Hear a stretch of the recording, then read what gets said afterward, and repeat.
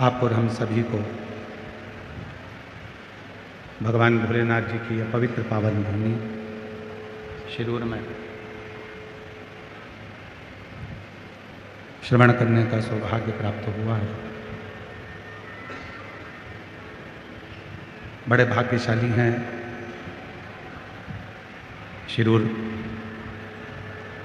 महाराष्ट्र की पवित्र धरा पर निवास करने वाले सभी शिवभक्त जो इस पवित्र पावन भगवान शिव की पवित्र कथा का रसतत्व ग्रहण कर रहे हैं। तेरी कृपा बिना न हिले एक भी अणु, लेते हैं श्वास तेरी कृपा से तनु तनु। बखान क्या करूं मैं राखों के ढेर का, चपटी भभूत में खजाना कुबेर का। गंगाधार मुक्ति द्वार ओमकार तू, भोले ओमकार तू। आयो शरण तिहारी शंभो तार तार तू।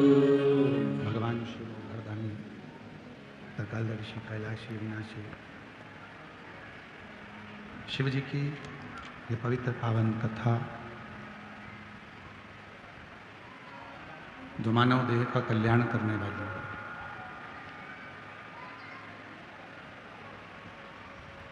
मनुष्य देह का उद्धार करने वाली स्थिकार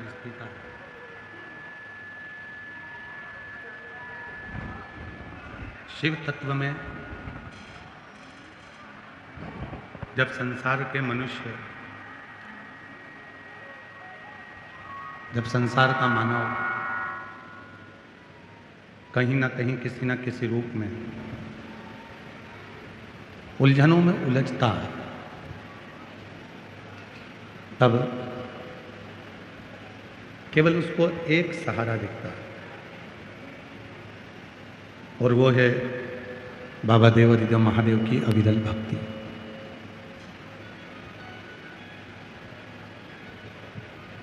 और वो भक्ति जो मनुष्य को एक ऊर्जा, एक बल प्रदान करती है, वो भक्ति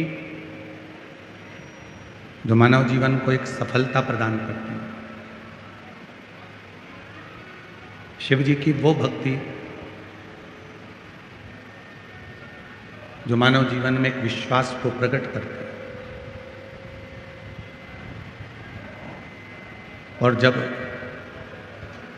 मानव जीवन के अंदर ईश्वर के प्रति भरोसा दृढ़ हो जाता है, विश्वास प्रबल हो जाता है, तो दुनिया का ऐसा कोई काम नहीं है जो मानव कर नहीं पाता और मंजिल तक पहुंच नहीं पाता।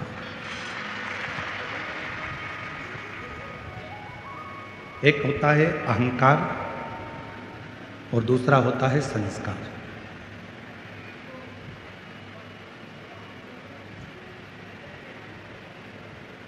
दो चीजें हैं, एक अहंकार है और दूसरा संस्कार है।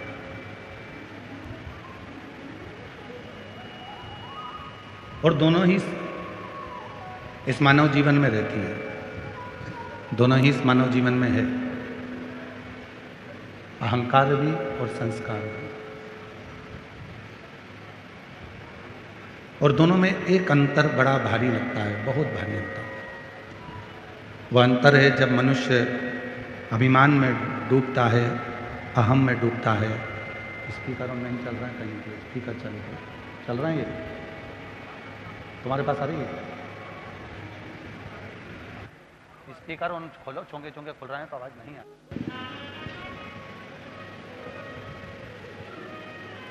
एक अहंकार और दूसरा है संस्कार। दोनों ही मानव जीवन में, दोनों ही मनुष्य के जीवन में आते हैं। और दोनों में बहुत बड़ा अंतर होता है। और वो अंतर कौन सा कि अहंकार आता है तो व्यक्ति किसी को भी देखता तक नहीं। अहंकार आता है तब व्यक्ति किसी का भी मान सम्मान करना भूल जाता है। कौन बड़ा है, कौन छोटा है, कौन कैसा है उसके स्मरण में नहीं रहता। पर अहंकार में भले व्यक्ति सब कुछ भूल जाता है, आदर सम्मान सत्कार सब कुछ भूल जाता है, पर संस्कार एक ऐसा है जिसमें व्यक्ति चाहे छोटे से गरीब व्यक्ति को भी मिलता है तो प्रेम से मिलता है, और अमीर से अमीर व्यक्ति से भी मिलता है तो प्रेम से मिलता है, दोनों से। संस्कार व्यक्ति को गरीब और अमीर के भेद से दूर कर देता है। वो सब में एक ही देखता है कि वो ईश्वर है, वो परमात्मा है, वो शिव है, वो राम है, वो कृष्ण है, वो दत्त है, सब में वही समाया हुआ है।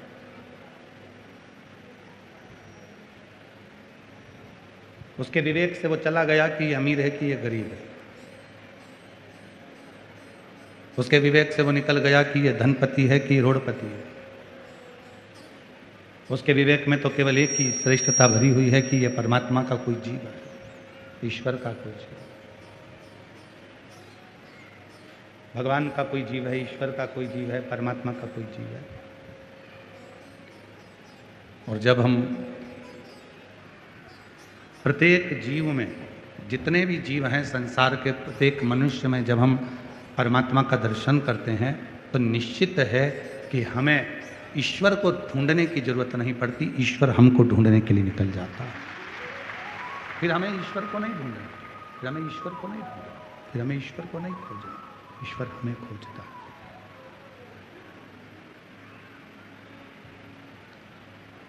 और देख लिया संसार हमने, देख लिया सब मतलब के यार हमने, देख लिया झूठे नाते झूठे रिश्ते, झूठे नाते झूठे रिश्ते, झूठा है संसार हमने देख लिया सब मतलब के यार हमने देख लिया संसार हमने देख लिया संसार हमने देख लिया। शिव आराधना करती है, शिव साधना करती है, भगवान शंकर की अविरल भक्ति करती है, शिव का भजन करता है, शिव का स्मरण करता है। ब्रह्मा जी भी भगवान शिव को समझ नहीं पाए थे, ब्रह्मदेव भी भगवान शंकर को समझ नहीं पाए, और नहीं समझे इसलिए भगवान ब्रह्मा और भगवान विष्णु भगवान शंकर को खोजने के लिए गए। दोनों खोजने के लिए गए।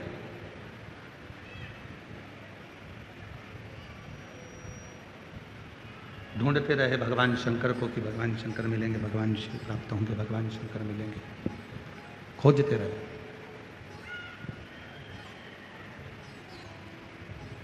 पर बिना शिव की कृपा के संसार में कोई नहीं जन्मा जो शिव को समझ पाए। स्वयं 33 कोटि देवता भी, स्वयं 33 कोटि देवता भी भगवान शंकर को समझ नहीं सकते जब तक भगवान शिव कृपा ना करे, भगवान शंकर जब तक करुणा ना करे। प्रेशर नहीं आ रहा है, प्रेशर खोलो सारा। जब तक भगवान शिव कृपा ना करें तब तक 33 कोटि देवता भी समझ नहीं सकते भगवान शिव। और फिर निवेदन करूंगा, यदि शिरूर के भक्त, शिरूर में रहने वाले, शिरूर के आसपास के रहवासी अगर इस शिव महापुराण की कथा में पहुँचे हैं, भगवान शंकर की कथा में पहुँचे हैं, भगवान शंकर की कथा को श्रवण कर रहे हैं, भगवान शंकर की कथा को सुन रहे हैं, तो याद रखना कि उस शिव की तुम पर और तुम्हारे परिवार पर कृपा हुई है तो तुम भगवान शंकर की कथा तक पहुँचे हो, तो तुम भगवान शंकर की परिवार कथा तक पहुँच पाए हो, शिव जी की कथा तक पहुँचे हो, भगवान शंकर की कथा तक पहुँचे। अगर वो कृपा नहीं करता तो तुम यीशु महापुराण की कथा में भी नहीं पहुँचते, भगवान शंकर की कथा में भी नहीं पहुँचते।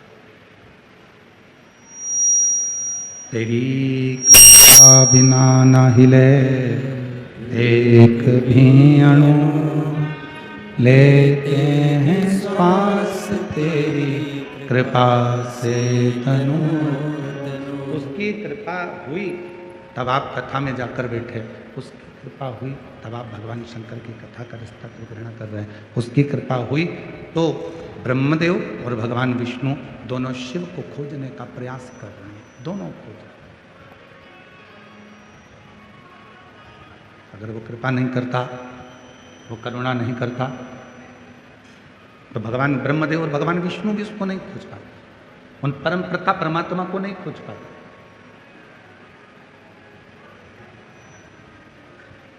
गए ब्रह्मा जी ऊपर भगवान शिव को खोजने के लिए, और भगवान नारायण पाताल में गए शिव जी को खोजने के लिए।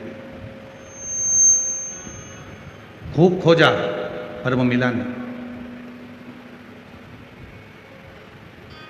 आखिरी में फिर एक बड़ा सा पर्वत, उस पर्वत को घुमाना प्रारंभ करा दोनों ने, और दोनों ने जब पर्वत को घुमाना प्रारंभ करा तब एक अग्नि का खंभ जैसा एक शिवलिंग की आकृति प्रकट हो गई। प्रथम शिवलिंग इस भूमंडल पर, इस संसार सागर में प्रथम शिवलिंग यदि किसी ने प्रकट करा था और प्रथम शिवलिंग की पूजन यदि किसी ने करी थी तो वो भगवान ब्रह्मा और भगवान विष्णु ने करी थी, और प्रकट भी उनने करा और पूजन भी उन्होंने करा। प्रकट भी वही करे और पूजन भी वही करे।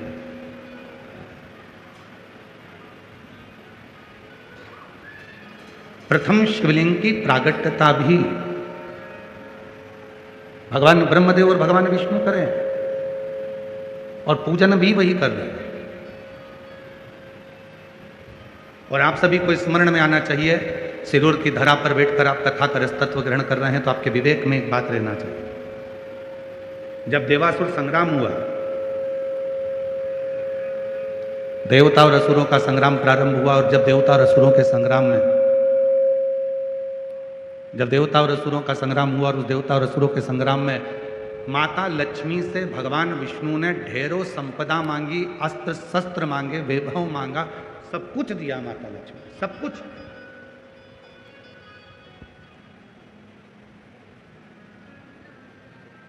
कुबेर जी से मांगा, कुबेर जी ने भी सब कुछ दिया।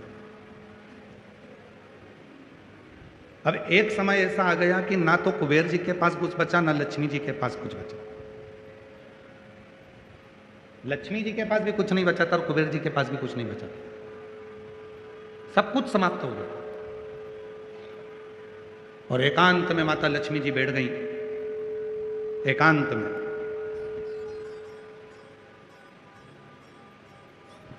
जब माता लक्ष्मी जी एकांत में जाकर बैठी तब स्वयं भगवान नारायण ने जाकर पूछा, लक्ष्मी बात किया।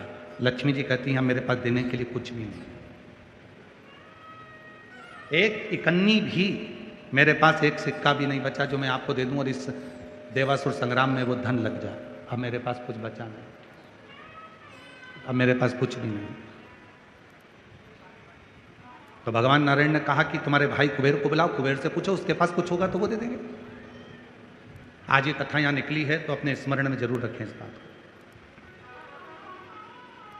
जब भगवान नारायण के पास नहीं रहा, जब ब्रह्मदेव के पास नहीं रहा, माता लक्ष्मी के पास नहीं रहा, कुबेर के पास नहीं रहा, सबके पास की संपदा सारी की सारी देवासुर संग्राम में समाप्त हो गई, तब सारे देवताओं ने विचार करा इस देवासुर संग्राम में केवल एक देव अधिदेव महादेव सामने नहीं है, अपन उनके पास चलते हैं। इतने में पीछे से इंद्र ने आवाज लगाकर कहा कि जब नारायण के पास में इतना वैभव, वो नहीं रहा। लक्ष्मी जी के पास इतना वैभव, वो नहीं रहा।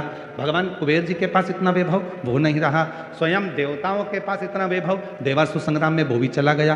तो भगवान शंकर तो कैलाश पर रहते हैं, वो तो अड़भंग है, भस्म लपेटते हैं, जटाजूट बांधते हैं, गंगा मस्तक पर रखी हुई है, शरीर पर उनके भस्म चढ़ी हुई है। उनके पास तो कोई मकान भी नहीं है, घर भी नहीं है, वैकुंठ जैसा ठाट भी नहीं है, कोई संपदा भी नहीं है। तो आप सब देवता शंकर भगवान के पास क्यों जा रहे हो? वो क्या देंगे? तब इतने में भगवान नारायण ने कहा, जिसके पास बहुत रहता है ना, वो कभी संसार में आकर नहीं कहता कि मेरे पास कितना है। एकदम साधारण रहता है, एकदम साधारण।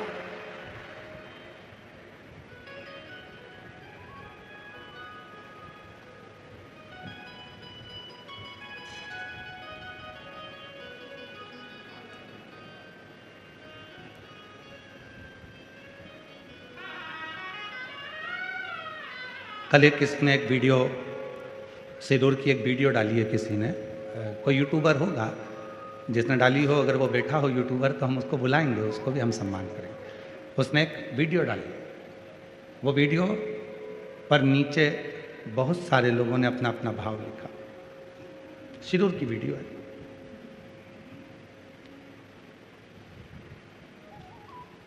और उसमें सबसे ज़्यादा यदि कुछ लिखा है तो उसमें एक सुंदर बात लिखी कि 1 करोड़पति व्यक्ति यदि कोई कार्यक्रम कराता तो इन साधारण व्यक्तियों के बीच में नहीं जाता। पर मैं उस वीडियो में लिखा था नीचे, श्री प्रकाश भाई इस पूरी पब्लिक के बीच में खड़े होकर रात्रि को नृत्य भी कर रहे हैं और आनंद भी कर रहे हैं।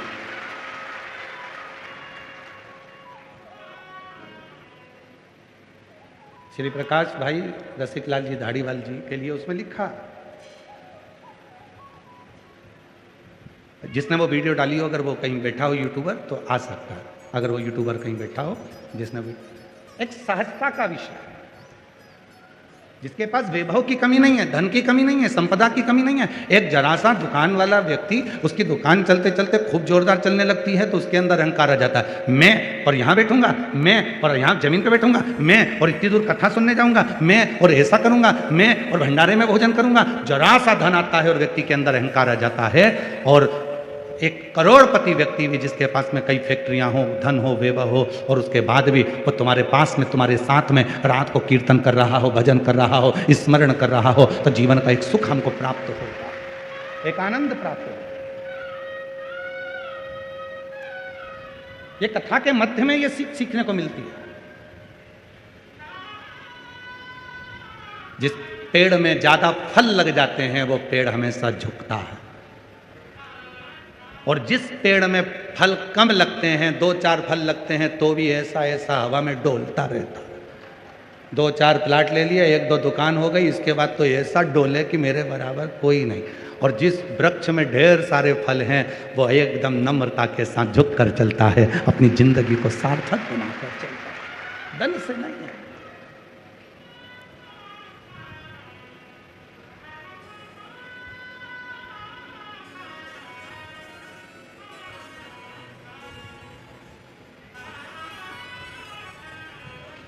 कल शाम को श्री प्रकाश जी की धर्मपत्नी जी दीना भाभी जी मिलने के लिए आई। आदित्य बाबू भी आए, जमाई साहब भी आए, बेटी भी आई, एक उनके परिवार के पुत्र भी आए। बातचीत करते करते करते करते श्रीमती दीना माता जी कहती हैं, भाभी जी कहती हैं कि गुरु जी अब हम जाएं, पंडाल में बहुत सारे लोग भोजन कर रहे होंगे तो सबको खड़े होकर भोजन कराना। सुनकर आत्मा तृप्त हो, मन तृप्त हो। एक समर्पण का भाव किसको कहते हैं? तो भगवान, इस संवाद को शिरूर वालों के दिमाग में होना चाहिए कि लक्ष्मी के पास भी लक्ष्मी चली गई थी, कुबेर के पास भी लक्ष्मी चली गई थी, धन संपदा किसी के पास नहीं बची। भगवान नारायण के पास भी नहीं रही, ब्रह्मा जी के पास भी नहीं रही, इंद्र के पास भी नहीं रही, गरुण वरुण सारे देवता जब देवासुर संग्राम में सब कुछ हार चुके थे, समाप्त हो गया था, युद्ध लगातार चल रहा था और वो देवासुर संग्राम में कुछ नहीं बचा। तब आखिरी में किसी ने कहा कि एक बार शिव जी के पास चलते हैं। तो इंद्र ने पीछे से कहा, शिव जी के पास क्यों? उनके पास तो भस्म है, राख है, जटाजूट है और मृगछाला है, गंगा की धारा है और कुछ भी नहीं है, बेलपत्र पड़ी रहती है, वो भी सूख चुकी होगी, वो क्या देंगे अपने को? तो इतने में भगवान विष्णु कहते हैं, जिसके पास बहुत होता है वो कभी दिखावा नहीं करता, वो आनंद के साथ मस्त होकर नम्रता के साथ बिना दिखावे की जिंदगी को जीना पसंद करता है।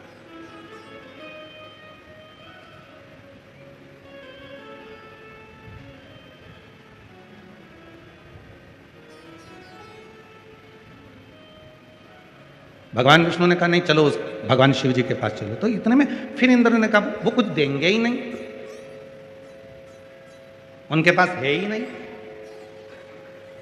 सभी लोग कहते थे कोरोना काल में, जब कोरोना काल में नहीं, नोटबंदी के समय पर जब नोटबंदी हुई तो सब कहते थे हमारी माता जी के पास तो कुछ भी नहीं है, मेरी जीजी के पास तो कुछ भी नहीं है, जितना तो तुम्हारी दुकान में नहीं निकला उतना जीजी के चावल के डब्बे में निकल गया, चावल के डब्बे में निकल गया।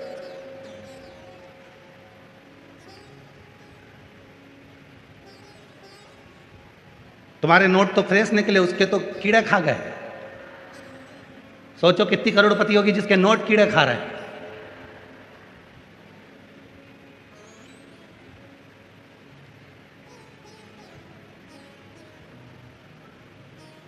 दिखता है कुछ नहीं है और ऐसे ही रहना चाहिए।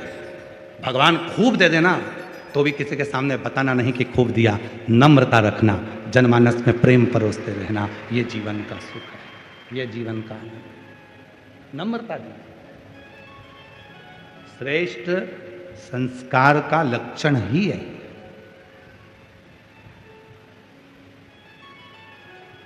और सावधान होकर अपनी जिंदगी को जीते।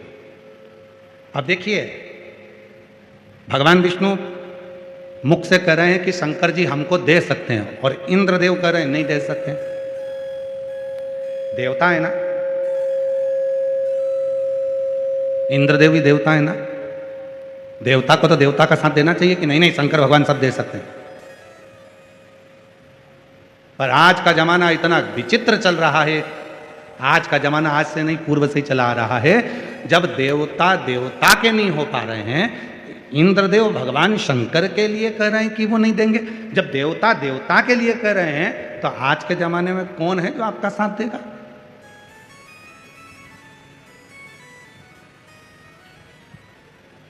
इसलिए थोड़ा सावधान होकर जिंदगी जीना।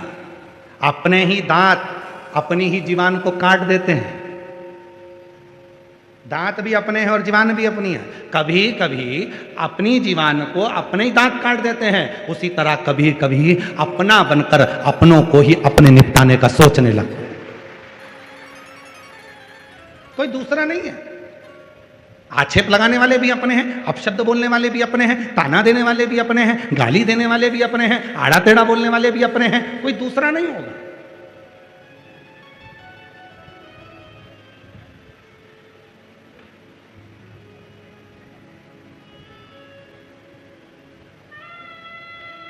आज टीवियों पर बहुत, जब टीवी खोलो तो एक जंग छिड़ी हुई है सनातन में, एक दूसरे पर आक्षेप लगाने की, एक दूसरे को आड़ा टेढ़ा कहने की। कोई दूसरा नहीं बोल रहा, कोई दूसरा उंगली नहीं उठा रहा, कोई दूसरे धर्म का व्यक्ति आकर आक्षेप नहीं लगा रहा, कोई दूसरे धर्म का व्यक्ति आकर अपशब्द नहीं कर रहा है। अपने ही अपने को आक्षेप लगा रहे हैं, अपने अपने को ताना दे रहे हैं, अपने अपने को अपशब्द कर रहे हैं। और उसमें हमारा सनातन धर्म इन एक दूसरे की, सनातनियों की लड़ाई में हमारे सनातन धर्म को नीचे ले जाया जा रहा है। नीचे निवेदन है, एक होकर अपनी जिंदगी को जीने का प्रयास करो। कितना भी वैभव है आपके पास में, कितना भी धन है आपके पास में, कितनी भी संपदा है आपके पास में, कितनी भी विद्वत्ता है आपके पास में, कितना भी ज्ञान है आपके पास में, उसमें आपकी भीतर की नम्रता बताती है। दो हैं, एक लंका का राजा रावण और एक श्री हनुमान जी महाराज। आप सबके मुख से सुना है कि रावण विद्वान है, बोले बोले आपने भी सुना है कि नहीं सुना कि रावण जैसा विद्वान दुनिया में कोई नहीं हो सकता, रावण इतना विद्वान है। और तुलसीदास बाबा ने हनुमान जी के लिए लिखा, विद्यावान गुणी अति चातुर राम काज करिबे को आतुर, प्रभु चरित्र सुनिबे को रसिया, राम लखन सीता मन बसिया। विद्यावान गुणी अति चातुर, दो हैं, रावण भी विद्वान है, हनुमान जी महाराज भी विद्वान है, पर इसमें दोनों की विद्वत्ता में श्रेष्ठ विद्वत्ता किसकी कही तो कहा विद्यावान गुणी अति चातुर। शिव महापुराण की कथा कहती है कि रावण विद्वान था, पर रावण विद्वान के साथ विद्यावान नहीं था। विद्यावान किसको कहते हैं कि बहुत सारा ज्ञान आपके अंदर आ जाए, बहुत सारा वैभव आपको मिल जाए, बहुत सारी संपदा आपको मिल जाए और आपकी जिंदगी में आप एकदम नम्र बन जाए, छोटे बन जाए, तो समझ लेना कि आप विद्यावान गुणी अति चातुर। तो समझना कि आप विद्यावान हो गए, तो समझना कि आपके पास में संपदा हो गई, तो समझना कि आपके पास में वैभव हो गया।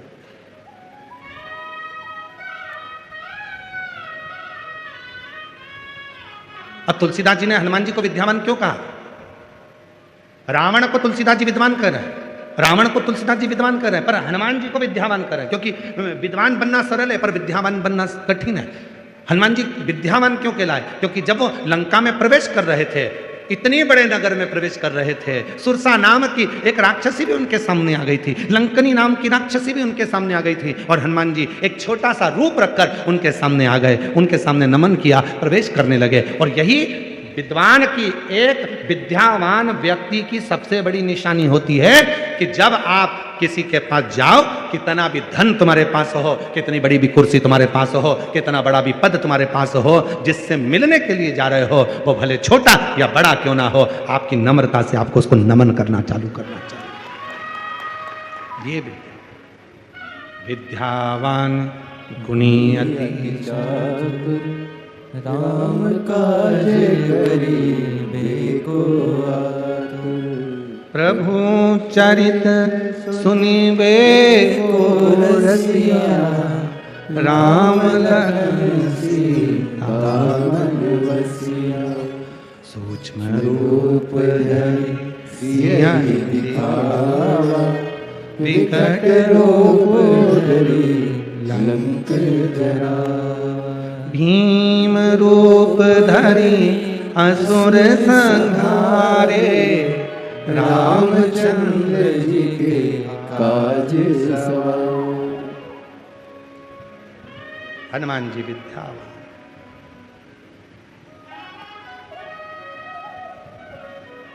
डॉक्टर बनो, इंजीनियर बनो, कमिश्नर बनो, कलेक्टर बनो, एसपी बनो, आईजी बनो, डीआईजी बनो, मंत्री बनो, संतरी बनो, कलंतरी बनो, तुम्हारी मर्जी पड़े जो बनो, पर उसके साथ विद्यावान गुणी अति चातुर।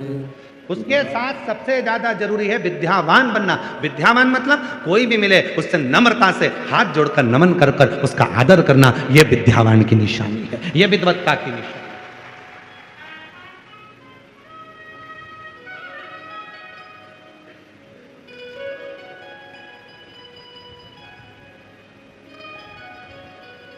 पढ़ी लिखी लड़की आती है शादी कर कर बहू बनकर, सास से पूछती है कितनी पढ़ी हो मम्मी तुम? सास कहती है बेटा मेरे समय पर तो मैं केवल 10th क्लास तक पढ़ी हूं। 10वीं? बस बस 10वीं? हाँ। और मैं MBA। अब बहू के मन में आता है कि ये 10वीं फेल, मुझे क्या सिखाएगी, मैं इसको सिखाऊं। फिर सास ने कहा बेटा मैंने सुना है तुझे सब कुछ बनाना आता है, आइसक्रीम बना सकती है? हाँ मम्मी, अभी लाई बना के गई। अटैची खोली, अटैची में से बुक निकाली, रेसिपी बुक। 2 किलो दूध धीमी आंच में हिलाओ, बेकिंग पाउडर डालो, फिर हिलाओ, थोड़ा ड्राई फ्रूट्स डालो, फिर हिलाओ, थोड़ा शक्कर डाल के फिर हिलाओ, 1 घंटा फ्रिज में रखो। बुक बंद, 3 घंटे के बाद में सास ने फ्रिज खोला, बहू को आवाज लगाया, बेटा, ओ बेटा। बेटा बोली, हाँ मम्मी। ये फ्रिज में घंटा किसने रखा? मम्मी, मैंने। क्यों? रेसिपी बुक में लिखा था 1 घंटा फ्रिज में रखो।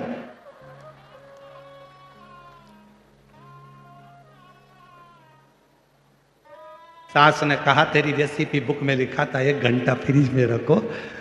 वो लिखना भूल गया कि जो तूने घोल बनाया है उसको 1 घंटा फ्रिज में रख। तू मंदिर का घंटा फ्रिज में रखिया, मंदिर का।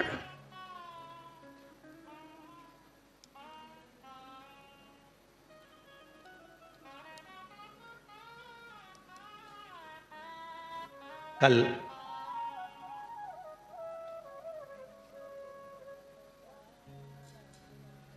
प्रकाश भाई जी धाड़ीवाल जी की धर्मपत्नी श्रीमती दीना माता जी कह रही थी कि गुरुजी, मैंने अपने बच्चों से कहा कि पढ़ाई में परसेंटेज थोड़ा सा कम आएगा तो चल जाएगा, पर संस्कारों का परसेंटेज कम नहीं होना चाहिए। संस्कारों का परसेंटेज कम नहीं होना चाहिए। नम्रता, विनम्रता जो हमारे दादाजी ने हमको दी है, जो हमारे ससुर ने हमको दी है, जो नम्रता विनम्रता तुम्हारे पिताजी को मिली है दादाजी से, उनके दादाजी ने उनको दी, उनके पिताजी ने उनको दी, वैसी ही विनम्रता नम्रता अपने बच्चों से मैं कहती हूं कि तुम में भी होना चाहिए। संस्कारों की कमी क्यों हो रही है? 20 वर्ष तक माता पिता अपने बच्चे को राम बनाने की चेष्टा करते हैं। हर माता पिता सोचते हैं मेरा बेटा राम बनेगा, मेरा बेटा राम बनेगा, मेरा बेटा राम बनेगा। 20 साल तक बच्चे को पढ़ाते लिखाते, अच्छे अच्छे कॉलेज में भेजते, बहुत दूर दूर पढ़ने भेजते, अच्छी कोचिंग क्लास में भेजते, दिन रात पढ़ाते हैं और प्रयास करते हैं कि 20 साल तक मेरा बेटा पढ़ेगा, राम बनेगा। और 20 दिन की कुसंगति बेटे को मिलती है और वो राम की जगह रावण बन जाता है। संस्कारों की कमी हो जाती है, सभ्यता की कमी हो जाती है, मर्यादा की कमी हो जाती है, मान की कमी हो जाती है। वो समझ नहीं पाते। सास 10वीं फेल है, बहू MBA BA CA सब कुछ पढ़ी हुई है, फिर भी बहू को सोचना चाहिए कि मैंने किताब की पढ़ाई करी है और मेरी इस सास ने ठोकर खा खाकर अपनी पूरी परिस्थिति को देखकर वो पढ़ाई करी है जो जिंदगी में कोई नहीं कर सकता, इसलिए मेरी उम्र से ज्यादा मेरी सास की उम्र है। पढ़ाई नहीं, उसकी विद्वत्ता देखो कि मेरी सास में विद्वत्ता कितनी है, मेरी सास में विद्वत्ता कितनी, वो देखो, उसकी विद्वत्ता देखिए, उसकी नम्रता देखिए।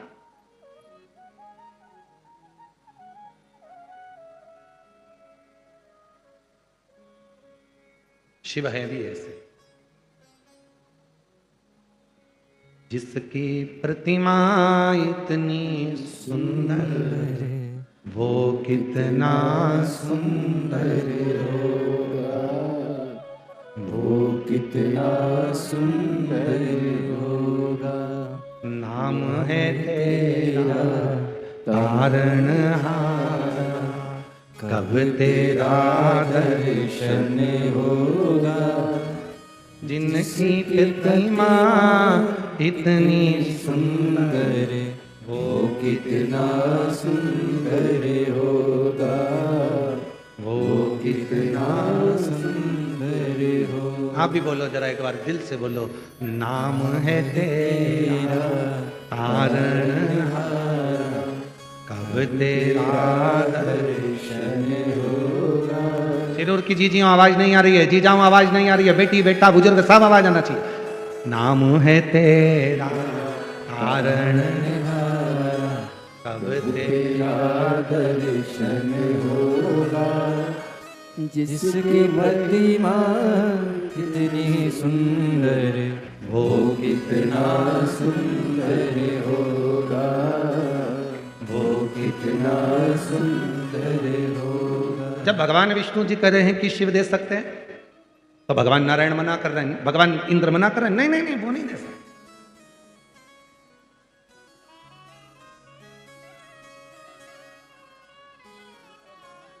सच्चे व्यक्ति के पक्ष में कम लोग खड़े होते हैं और झूठे व्यक्ति के पक्ष में दुनिया खड़ी हो जाती है। ये जिंदगी का बहुत बड़ा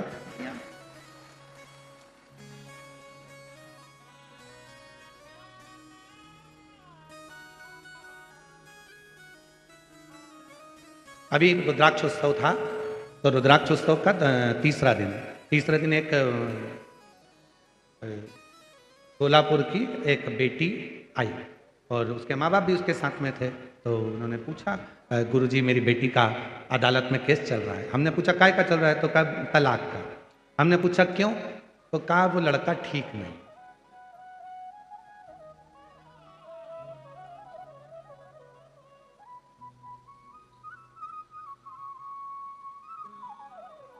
क्या गलती है उसमें? तो कहा वो अपने मम्मी पापा की सुनता है और इसकी बिल्कुल नहीं सुनता। हमने कहा ठीक। और नौकरी मोकरी करता है कि नहीं करता? करता है। अच्छा बेटा तुम नौकरी करती हो? हाँ। कौन से जगह का? इस बैंक में मैं करती हूँ। ठीक। अब हमने उस बेटी के मम्मी पापा से कहा 2 मिनट के लिए बाहर बैठो। भाई से कहा तू इसके पास बैठ। और हमने उससे कहा बेटा एक बात बता कि अच्छा लड़का मिला है, ठीक है, आज वो अपने माँ बाप की सुन रहा है। जिस दिन तेरे घर में बच्चा होगा और तेरा बच्चा बड़ा होगा, जब तेरे पिताजी के संस्कार, उस बच्चे के पिता के संस्कार उसमें आएंगे, तो एक दिन ऐसा आएगा कि वो तुम्हारा बेटा भी तुम दोनों की सुनेगा। तब तुम्हें मालूम पड़ेगा कि जीवन में माता पिता की सुनना किसको। इतनी सी बात के लिए कि वो मम्मी उसको भड़का देती है, पापा उसको भड़का देते हैं, भाई बहन भड़का देती है, कोई उसको भड़का देता है। याद रखना, आज के जमाने में कोई किसी को भड़काता नहीं है। आज का जमाना इतना विचित्र है कि सब पढ़े लिखे हैं, सब एजुकेटेड हैं, सब विद्यावान हैं, सबके अंदर ऐसा कोई संसार का बच्चा नहीं है जो पढ़ा लिखा नहीं है। आज के बच्चे को पढ़ने के लिए कोचिंग भेजना पड़ता है। आज के बच्चे को सीए बनना है तो कोचिंग भेजना पड़ता है। आज के बच्चे को यदि कोई अच्छी पढ़ाई करना है तो कोचिंग भेजना पड़ता है। पर आज के छोटे से छोटे बच्चे को मोबाइल सीखने के लिए कोचिंग नहीं भेजना पड़ता, वो तो पैदा होते से चालू हो जाता है। उस बच्चे को सिखाना नहीं पड़ता कि व्हाट्सएप कहां से खुलेगा, उस बच्चे को सिखाना नहीं पड़ता इंस्टाग्राम कहां से खुलेगा, उस बच्चे को सिखाना नहीं पड़ता कि मोबाइल का फंक्शन कहां से खुलेगा। जितने फंक्शन तुमको नहीं मालूम उतने तुम्हारी औलाद को मालूम, भले वो इतना सा। एसी के फंक्शन तुमको नहीं मालूम, तुम्हारी औलाद को मालूम, भले वो इतना सा। टीवी के फंक्शन तुमको नहीं मालूम जितने उस बच्चे को मालूम। क्यों? उसका कारण था, जब बच्चा गर्भ में आया डॉक्टर ने कह दिया बेड रेस्ट, तुम दिन भर पलंग पर पड़ी रही।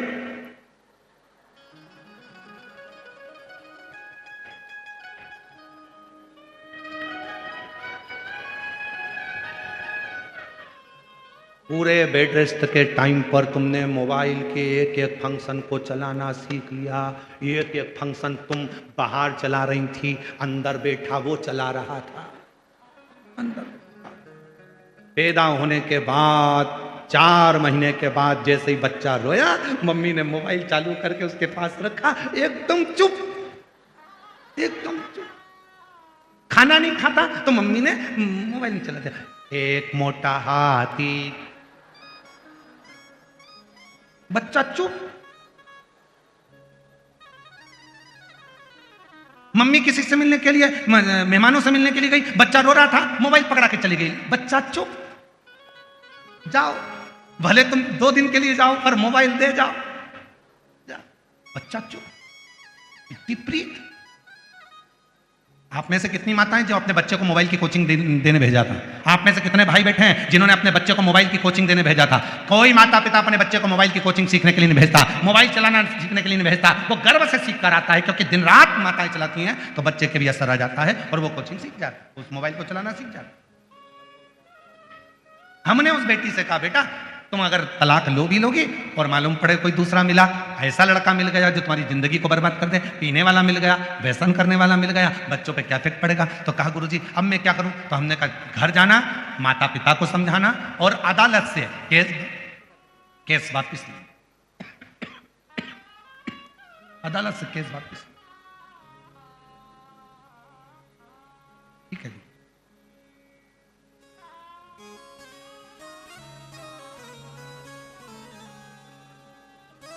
हमें प्रसन्नता इस बात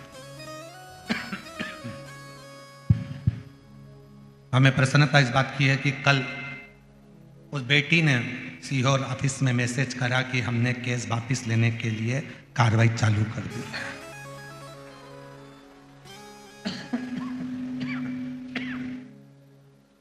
प्रसन्नता इस बात महाराज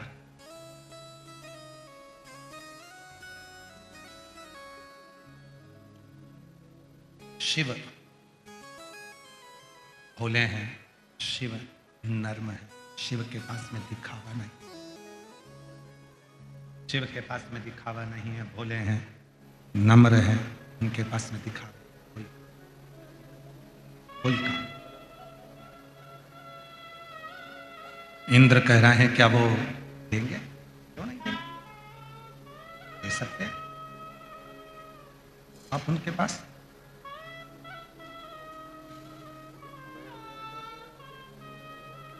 भगवान विष्णु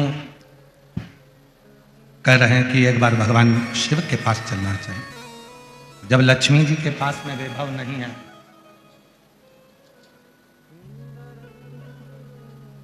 कुबेर जी के पास में वैभव नहीं है, संपदा है ही नहीं, किसी देवता के पास में वैभव नहीं है, तो शिव जी के पास वैभव कहां से आया? शिव जी के पास वैभव कहां से? वैभव शंकर के पास वैभव। भगवान नारायण ने कहा कि कोई कोई ऐसा होता है उसके पास में कुछ नहीं होता, वो दिखता है उसके पास में कुछ भी नहीं, दिख रहा है कि उसके पास कुछ नहीं है पर उसके पास बहुत कुछ हो।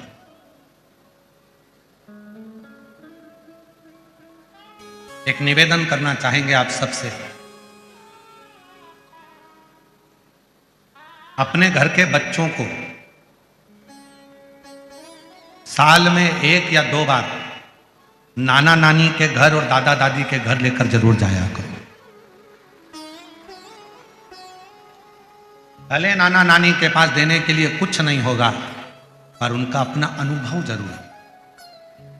भले दादा दादी के पास में कुछ नहीं होगा पर उनका अपना अनुभव जरूर है। अपने घर के बच्चों को लेकर नाना नानी के घर जरूर जाओ, दादा दादी के घर जरूर जाओ। क्यों? वो नाना नानी और दादा दादी के पूरी जिंदगी का जो अनुभव होता है वो अपने छोटे छोटे बच्चों को देते हैं, संस्कार प्राप्त होता है। वही सुख, वही संस्कार जीवन का सुख है, वही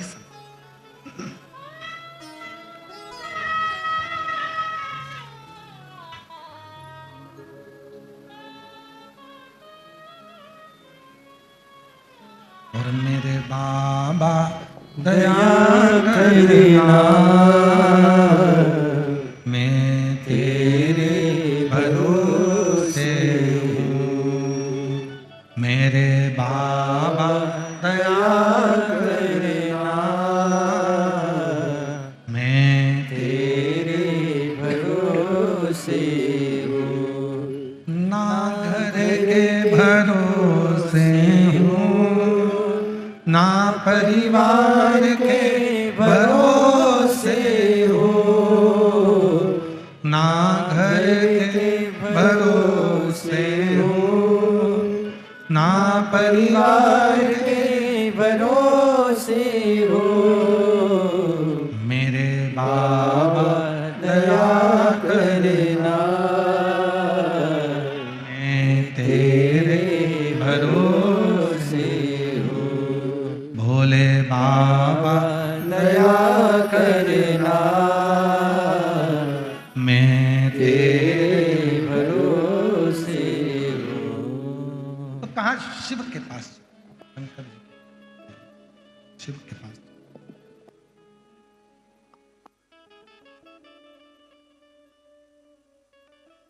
झूठ के साथ में, असत्य के साथ, कपट के साथ में, बेईमानी के साथ में ढेरों लोग एकत्रित हो जाते, पर जहां सत्य होता है,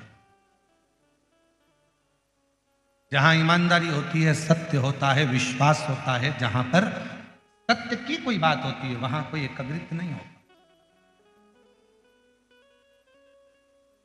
बहुत कठिन है उनको एकाग्रित करना, बहुत कठिन।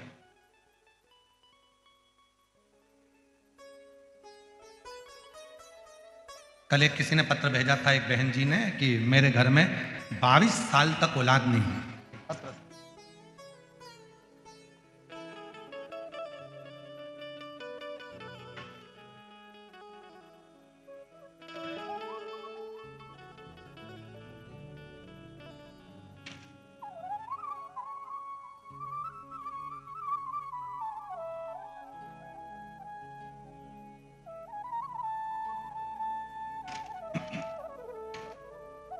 शंभु शरण पड़ी मांगो घड़ी रे घड़ी, दुख काटो दया करी निदर्शन आपो। शंभु शरण पड़ी मांगो घड़ी रे घड़ी, दुख काटो दया करीने दर्शन आपो। शंभु शरण पड़ी मांगो घड़ी रे घड़ी, दुख काटो। सुरेश रेवारी, गांव बुहाना, राजस्थान से आए हैं। कहीं बैठे हों तो हाथ हिला सकते हैं, अगर कहीं बैठे हों तो हाथ हिला सकते हैं। सुरेश रेवारी, गांव बुहाना, राजस्थान से हैं। मोबाइल नंबर मेरा ये है। गुरुदेव, मैं पूना महाराष्ट्र में सर्विस करता हूँ। मेरी धर्मपत्नी मंजू रेवारी, मोबाइल नंबर ये है। गुरुदेव, मेरी शादी को 22 साल हो गए।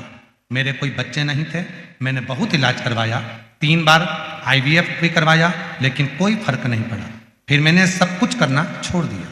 फिर पूना में सांगवी में आपकी कथा 2023 साल में हम दोनों आपकी कथा पंडाल में बैठकर सुनी, और बाबा के पंडाल में बैठकर वहां की मिट्टी को मेरी पत्नी ने गर्भ से लगाया, पेट से लगाया, और बाबा की ऐसी कृपा हुई गुरुदेव, 2 महीने के बाद उसका गर्भ ठहर गया।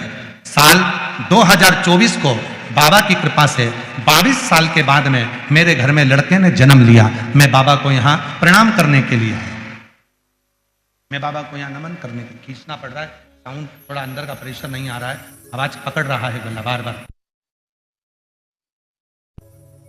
2023 में हमने कथा सुनी थी, और बाबा की कृपा से 2024 में मेरे घर में लड़के ने जन्म लिया। मैं बाबा को यहां प्रणाम करने के लिए। कितने वर्ष के बाद हुआ है? जम के बोलो जरा। 22 साल, 22 वर्ष के बाद ये योग लगा। कहीं बैठे हो तो आ सकते हैं और बेलपत्र ले सकते हैं। 22 वर्ष के बाद योग, भरोसा किया शिव पर, विश्वास किया शिव पर। जब हम भगवान देवाधिदेव महादेव पर भरोसा करते हैं, विश्वास करते हैं, और जब शिव जी पर हमारा पूर्ण भरोसा होता है, विश्वास होता है, दृढ़ता होती है, तो शिव करुणा करना प्रारंभ करते हैं।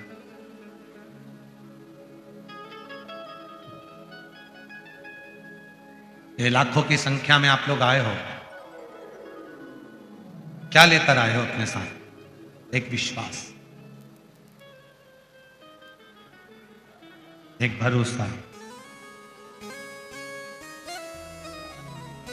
एक दृढ़ता, बाबा के प्रति आपका भरोसा कि शिव है।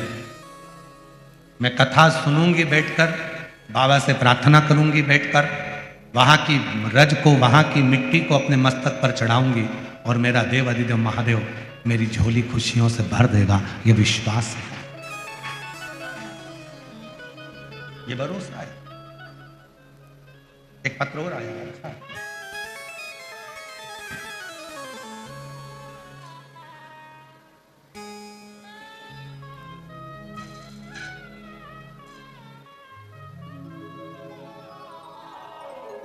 लता रामदास पाटिल, पता कोपरगांव, जिला अहिल्यानगर, मोबाइल नंबर मेरा ये है। कहीं बैठे हों तो हाथ हिला सकते हैं। लता, पत्र एलईडी पर चल रहा है, लता रामदास पाटिल, कहीं बैठे हों तो हाथ हिला सकते हैं। आप ही हैं? हाथ हिला तो दीजिए एक बार। हाँ, हाथ हिला तो एक बार। लता रामदास पाटिल, पता कोपरगांव, जिला अहिल्यानगर, मोबाइल नंबर मेरा ये है। मैं लता पाटिल कोपरगांव की रहवासी हूँ। मेरा बेटा 2019 से सरकारी नौकरी के लिए प्रयास कर रहा है, लेकिन सफलता नहीं मिली।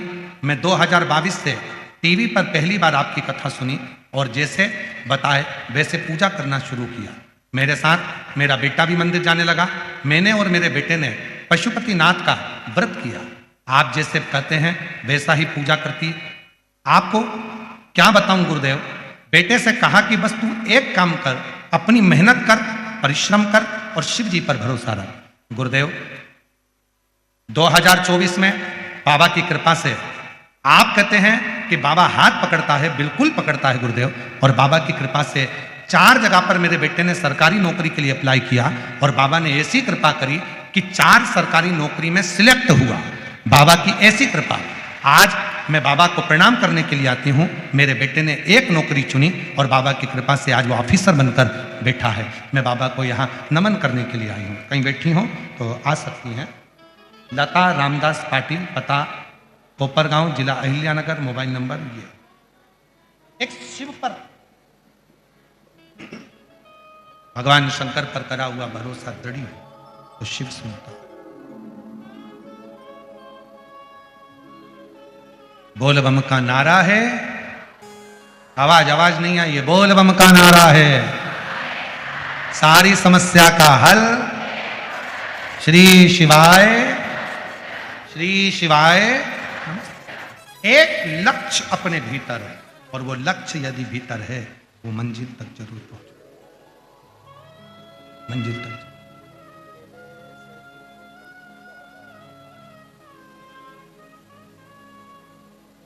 शिव कथा कर रही है, भगवान शंकर का चरित्र करा, शिव महापुराण की कथा कर रही है।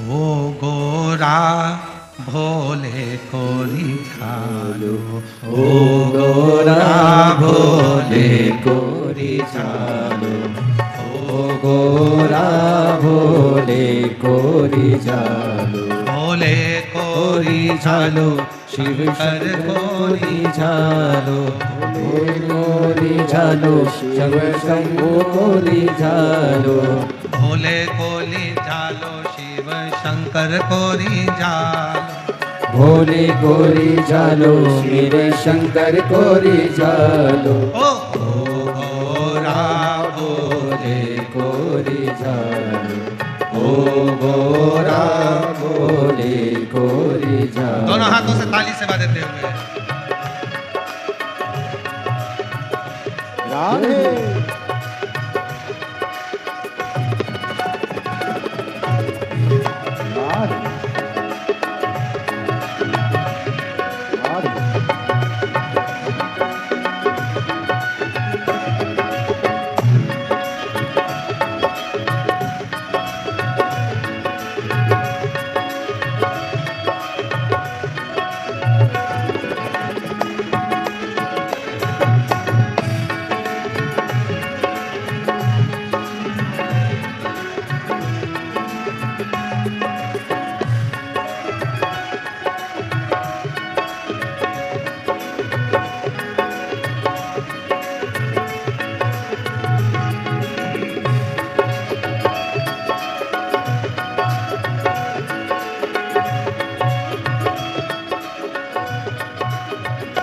शंभो गोरा शिव शंकर को रिझालो, ओ गोरा भोले को रिझालो।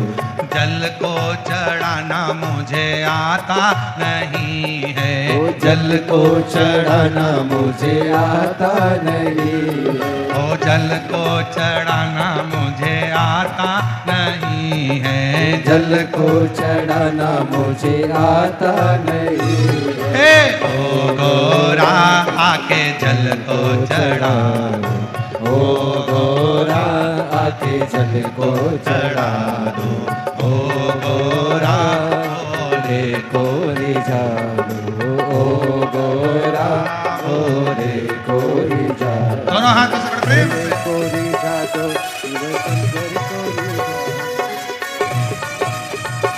राधे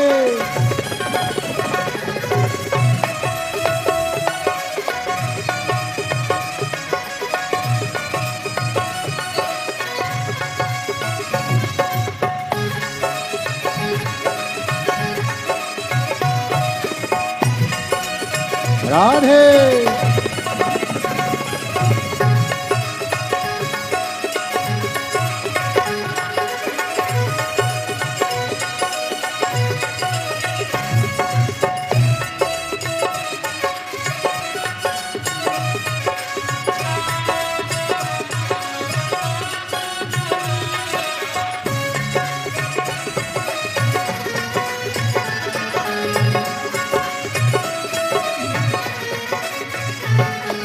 शिव को रिझाना मुझे आता नहीं है। ओ शिव को रिझाना मुझे आता नहीं है। ओ शिव को रिझाना मुझे आता नहीं है। ओ शिव को रिझाना मुझे आता नहीं है। ए ओ गोरा भोले को रिझा दो, ओ गोरा भोले को रिझा दो, ओ गोरा भोले को रिझा दो।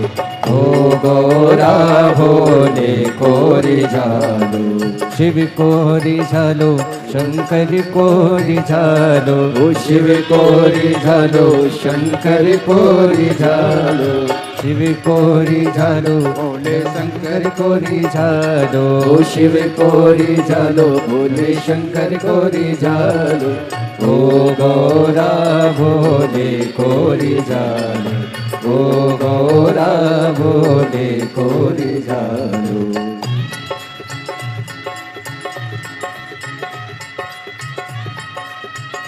राधे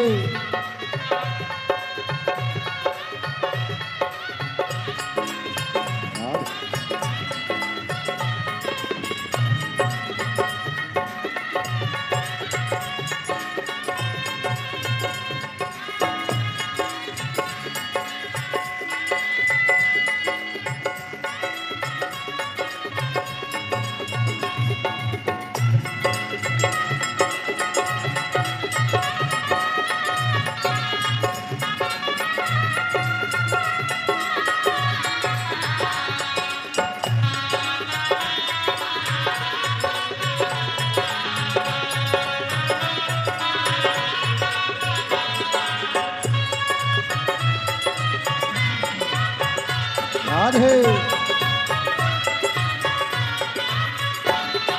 पूजा करना मुझे आता नहीं है। पूजा करना मुझे आता नहीं है। वो पूजा करना मुझे आता नहीं है। वो पूजा करना मुझे आता नहीं है। ए ओ गोरा आके पूजा करा दो, ओ गोरा आके पूजा करा दो, ओ गोरा आके पूजा करा दो, ओ गोरा भोले को रिझा लो, शिव को रिझा लो, मेरे शंकर को रिझा लो, ओ शिव को रिझा लो, भोले शंकर को रिझा लो, शिव को रिझा लो, भोले शंकर को रिझा लो, शिव को रिझा लो, भोले शंकर को रिझा लो, ओ गोरा भोले को रिझा लो, ओ गोरा भोले को रिझा लो।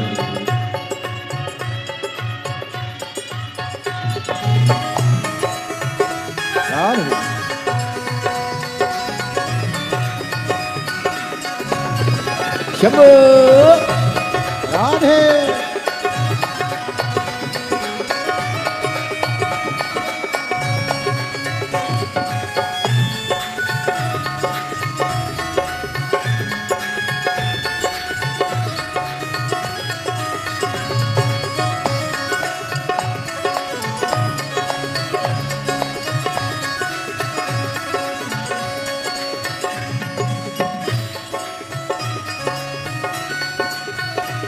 राधे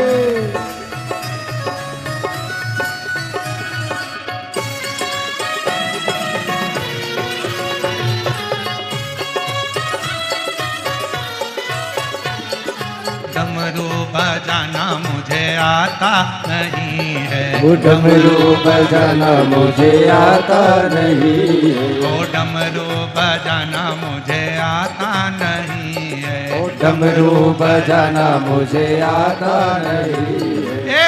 ओ गोरा आके डमरू बजा लो, ओ गोरा आके डमरू बजा लो, ओ गोरा आके डमरू मना लो, ओ गोरा भोले कोरी जा, भोले कोरी जालो शिव शंकर कोरी जालो, भोले कोरी जालो शिव शंकर कोरी जालो, ओ शंकर कोरी जालो मेरे शंभू कोरी जालो, शंकर कोरी जालो मेरे शंभू कोरी जालो, ओ गोरा भोले कोरी जालो, ओ गोरा भोले कोरी जालो।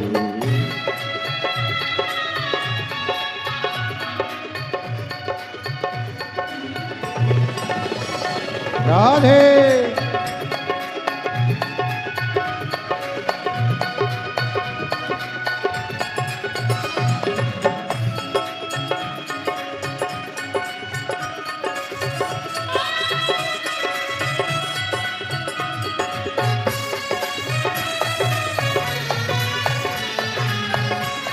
राधे भजन गाना मुझे आता नहीं है, मेरे जाना मुझे आता नहीं, वो भजन गाना मुझे आता, भजन गाना मुझे आता नहीं, ए ओ गोरा के भजन करा दो, ओ गोरा के भजन सुना दो, ओ गोरा भोले कोरी जालो, ओ गोरा भोले कोरी जालो, ओ भोले कोरी झालो शंभू कोरी झालो, ओ भोले कोरी जालो शंभू कोरी जालो, ओ भोले कोरी झालो मेरे बाबा कोरी झालो, ओ भोले कोरी जालो मेरे बाबा कोरी जालो, ओ गोरा भोले कोरी झालो, ओ गोरा भोले कोरी जालो, ओ गोरा भोले कोरी झालो, ओ गोरा भोले कोरी जालो। दोनों हाथों से ताली से बजे बड़े भाव के साथ,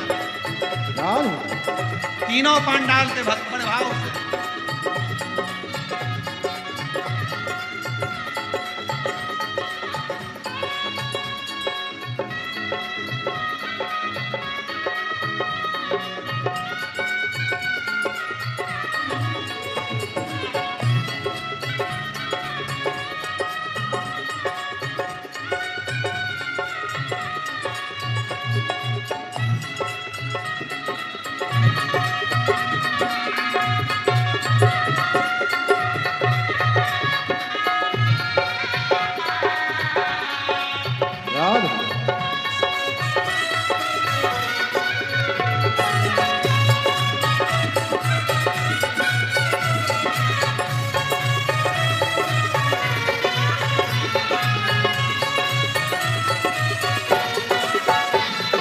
कथा सुनना मुझे आता नहीं है, कथा सुनना मुझे आता नहीं है, वो कथा सुनना मुझे आता नहीं है, वो कथा तो सुनना मुझे आता नहीं है, ए ओ गोरा मुझे कथा सुना दो, ओ गोरा के कथा सुना दो, ओ गोरा के कथा सुना दो, ओ गोरा के कथा सुना दो, ओ गोरा के भोले कोरी झालो, ओ गोरा ने कोरी झालो, भोले कोरी झालो, ओ गोरा भोले कोरी झालो, भोले कोरी झालो झालो शिव शंकर कोरी झालो भोले कोरी झालो शिव शंकर कोरी झालो ओ भोले कोरी झालो शिव शंकर कोरी झालो भोले कोरी झालो शिव शंकर कोरी झालो ओ गोरा भोले कोरी झालो ओ गोरा भोले कोरी झालो ओ गोरा भोले कोरी झालो ओ गोरा भोले कोरी झालो ओ गोरा भोले कोरी झालो ओ गोरा भोले कोरी झालो ओ गोरा भोले कोरी झालो ओ गोरा भोले कोरी झालो